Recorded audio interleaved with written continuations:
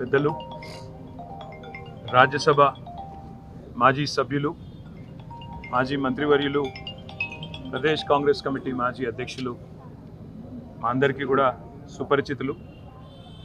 రాజకీయాల్లో ఒక అజాత శత్రువుగా అందరితో సౌమ్యంగా కలిసిమెలిసి చిన్న పెద్ద అనే తేడా లేకుండా కలిసిపోయే మంచి వ్యక్తిత్వం ఉన్న నాయకుడు పెద్దలు ధర్మపురి శ్రీనివాస్ గారు ఈరోజు మరణించడం అనేది చాలా బాధాకరం.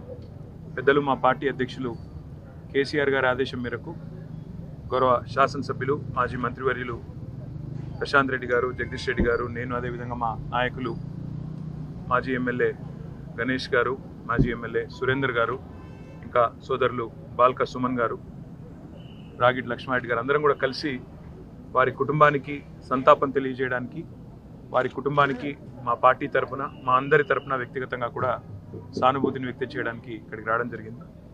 ఈ బాధాకరమైన సమయంలో వారి కుటుంబం, వారి అభిమానులు మరి మనోనిబ్బరంతో ఉండాలని ప్రార్థిస్తూ, వారి ఆత్మకు శాంతి కలగాలని చెప్పి కూడా ప్రార్థిస్తూ మీ అందరికీ కూడా ధన్యవాదాలు.